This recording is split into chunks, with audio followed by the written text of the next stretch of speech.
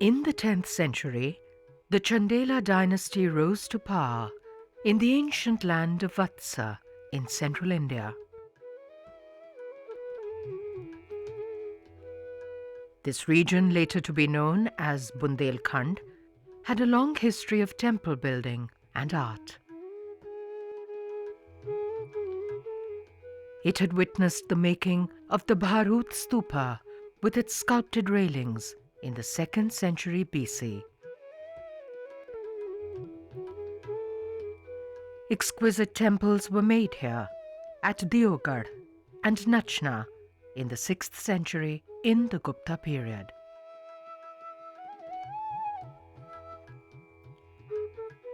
In the 9th and 10th centuries, the Chandela dynasty was well established in this region, and there was peace and prosperity.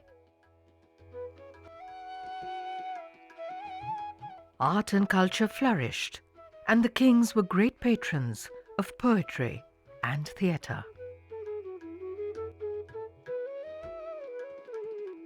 At their capital city of Khajuraho came the culmination of their cultural achievements.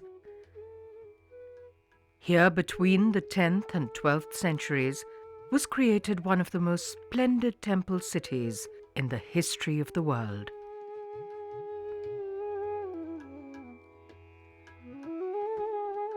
The Temples of Khajuraho form a strikingly homogeneous group and were all made within a relatively short period of time. The concerted effort of making so many grand temples in one place speaks of the dynasty's desire to create a great center of worship and learning. By this time, the Indian temple form had fully developed. The entire temple was a manifestation of the deity in the inner sanctum or womb chamber. The devotee came here with the aspiration of self-transcendence, to look upon the deity within and to receive grace, to awaken the best within himself, eventually to realize the truth of the oneness of the whole of creation. As he circumambulated the temple, he was met by the images of the world around him, the world of forms which was familiar to him. Here he saw them in their true context, as all being but a manifestation of a single reality, which may be called divine.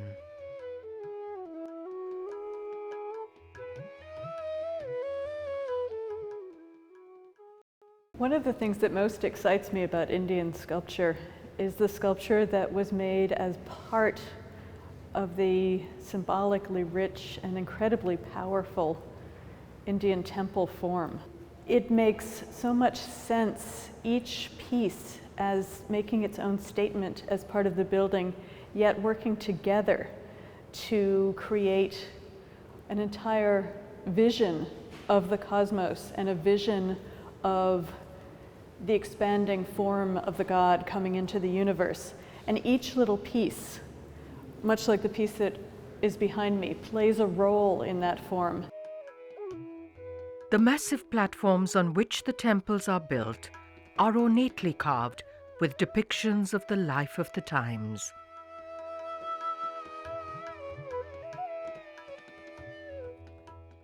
An interesting detail of men carrying a stone immortalizes the anonymous workers who built the temples.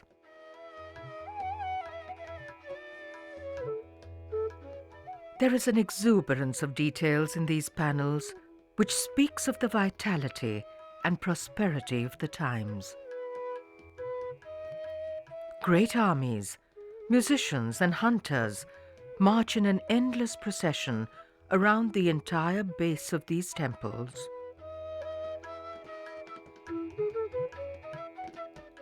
These moments, frozen in stone, are also valuable as they are the only visual record of society then.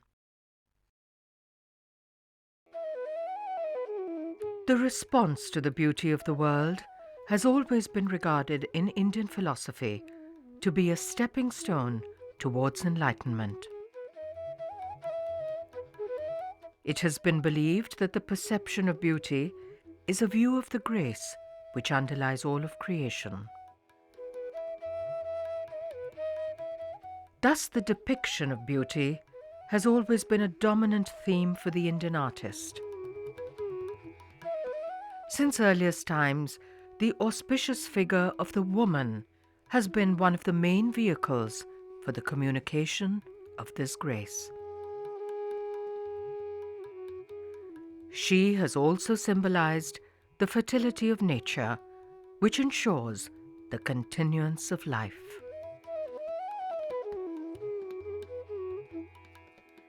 There is a profusion of depictions of women in every possible posture. They portray the rich abundance of nature and the joy of life. It is a celebration of woman in her myriad moods and moments. Writing a letter, applying kohl to her eyes, drying her hair, playing with a ball, looking into a mirror, painting her feet, pulling out a thorn. Woman, innocent, coquettish, smiling, infinitely beautiful, depicted in a wealth of detail, sharply etched and chiseled with consummate skill.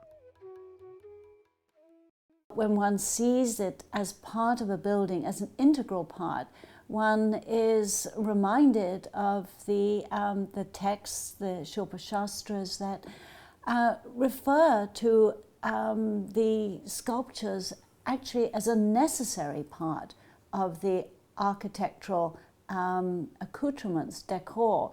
Without it, it would be like a woman without her jewelry, essentially. And the sculptures, whether they are the iconic figures in the shrines or whether they're the relief figures on the outside, all have a part to play. I found like the playful images of the works at Khajuraho to be quite extraordinary. I mean, when one thinks of the imagination of the designer, the creator, but also of the sculptors, it is amazing. By this period, the temple has become a complex form, in which the numerous parts are seen in their relation to the whole. These fine sculptures are each beautiful in their own right. They are also all related and have their meaning in context of their each being a manifestation of the ultimate reality in the Garbhagriha or womb chamber within. What interests me most, that has been some of my work, is actually the period round about the 10th century in North India. And that's the time when the full range of images on the temple are being completely expressed, and when each location on the temple, be it on the wall of the exterior, on the tower, on the base, in the interior of the hall, comes to have a meaning that relates directly to its location within the temple body. And when that is first expressed, and expressed so clearly in the 10th century, that to me is extremely exciting. It's also the time in sculpture when there was, to me, something of a perfect balance between the needs of the image itself and the needs of the image as part of the architectural whole. Mithunas or loving couples are seen in Indian art since the 1st century AD in the Buddhist caves of Karle in western India. In the early period, their being together in mutual affection is enough to represent the harmony of the natural order. As time progressed, the depictions of their coming together became more explicit. The desires and forces of human love are depicted as part of life in the world. Here, on the temple walls, the viewer sees them in their correct perspective, as only a reflection, like all else is, of the great reality which is to be met in the sanctum.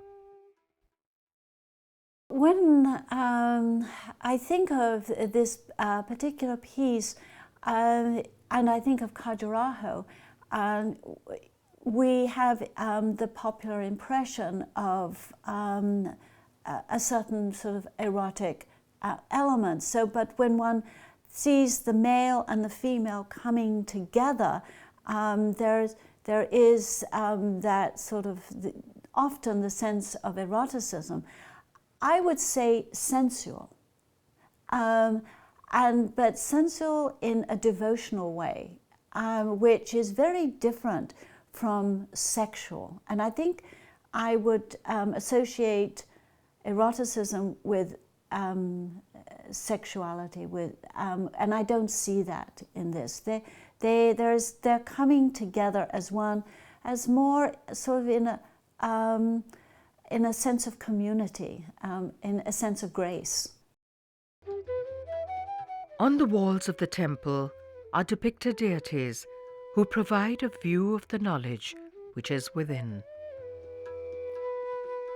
They serve to give personalities to the divine, which is all-pervasive and without form. Here, they are seen often with their spouses and with human qualities, which we can relate to more easily. Myths and stories are made around the deities, which capture the imagination of the devotee and explain the truth to him in many ways. Rearing leoglyphs are an essential theme in Indic temples. We see here Shiva, Vishnu, Brahma, Indra, Agni, and the spouses of these deities. Celestials bearing garlands and offerings are made around them. The multifaceted walls of the temple provide a vast canvas for the depiction of these innumerable manifestations of the divine.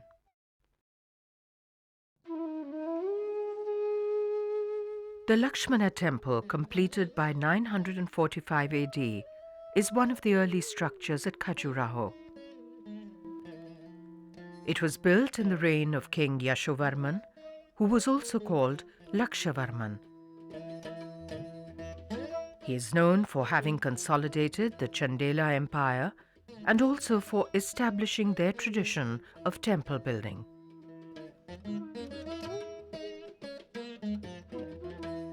The shikhara of the temple is flanked by a number of smaller replicas of itself.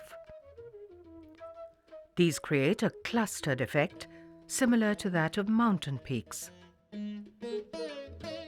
Indic temples are often alluded to as great mountains. An inscription on the temple states that this temple rivals the peaks of the mountains of snow.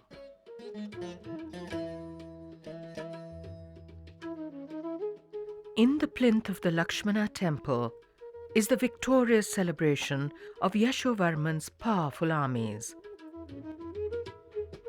An inscription reads, "He easily conquered the Kalinjara mountain, the dwelling place of Shiva, which is so high that it impedes the progress of the sun at midday."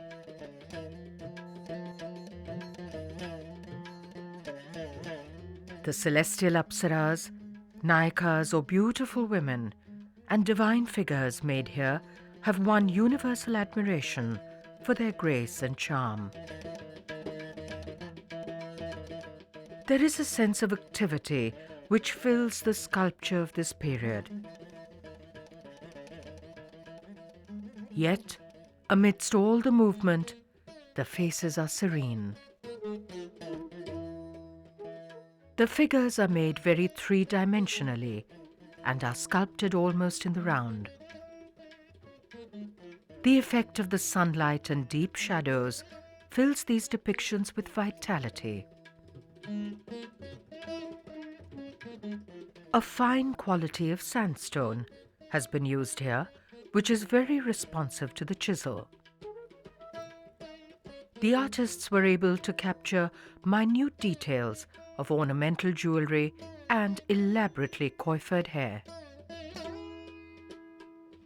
Extolling the beauty of the Lakshmana Temple, an inscription says, "The inhabitants of heaven, when they meet together at festivals, are filled with increasing delight and are struck by wonder at the sight of this temple."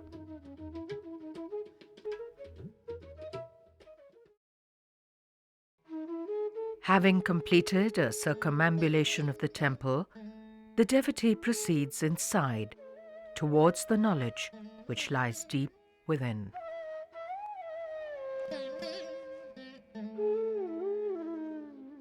In the profusely ornamented Mahamandapa or hall, the beauty of Apsaras and other celestial beings welcomes the devotee on his journey.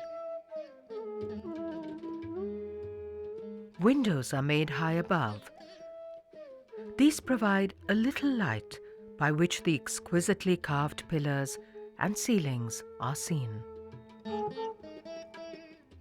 The ambulatory path surrounding the shrine is adorned with celestial attendants and representations of the many incarnations of Vishnu. In the sanctum or Garbhagriha of the temple resides the Lord Vishnu. The image is of Vishnu Chaturmurti, which is the form which was very popular in Kashmir then. Under a canopy in front of the temple stands a monolithic Varaha Avatara of Vishnu. Exquisitely finished, the Varaha has 674 figures carved on his body.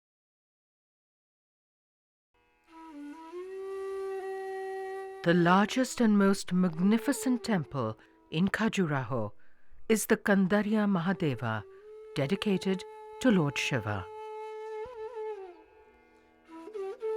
It was probably constructed by King Vidyadhara between 1017 and 1029.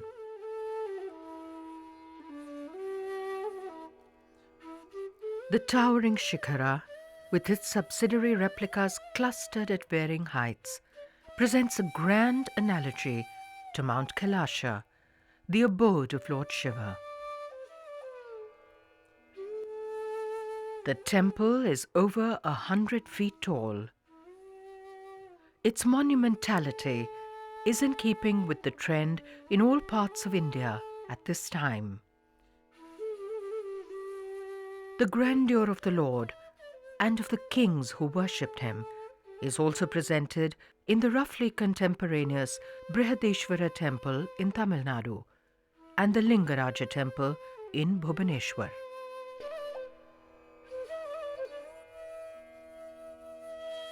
Adorning the Kandariya Mahadeva temple on all sides are celestial nymphs, Mithuna couples, and many deities. Over 600 figures are carved on the exterior of the temple, and more than 200 are made inside. 5 kilometers from the village of Khajuraho is the southern group of temples. The Chaturbhuj here is a magnificent temple of the beginning of the 12th century. The finely sculpted figures transport us to a realm of grace, providing an ordered view of the world around.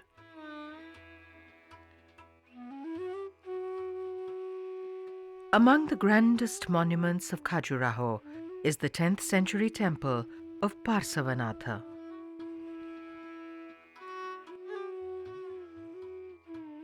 According to an inscription found here, this temple was built soon after the Lakshmana and its beautiful sculptures have a striking affinity to those of the Vaishnava temple. Their fine modeling, proportion, and poise places the divine figures carved here among the finest to be found at Khajuraho. The numerous deities of the Hindu pantheon are represented here along with the Jaina images.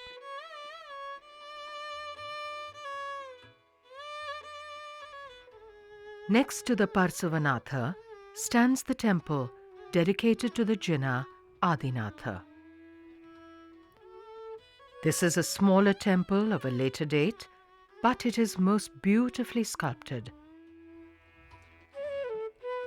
The temple is girdled by 3 bands of sculptures, including some charming Nayakas. Here again, we see images of Hindu and Jaina divinities.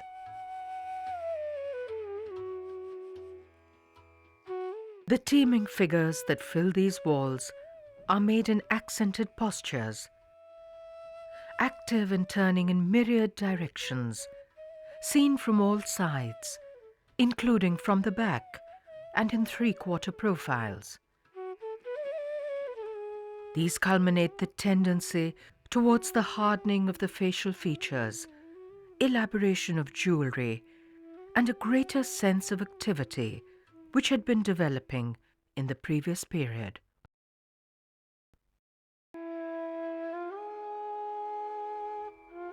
There is a profusion of Hindu deities which are made in the Jaina temples here, and even as far away as the Buddhist temples of Nara in Japan. They constantly remind us of the traditions of Indic philosophical streams. In all these, the belief is in the unity of the whole of creation. In these, deities are personifications of the qualities within us. By meditating upon them, we awaken the best within. Thus, there are no barriers which separate the deities of the different streams of belief, all of which flow towards the same truth.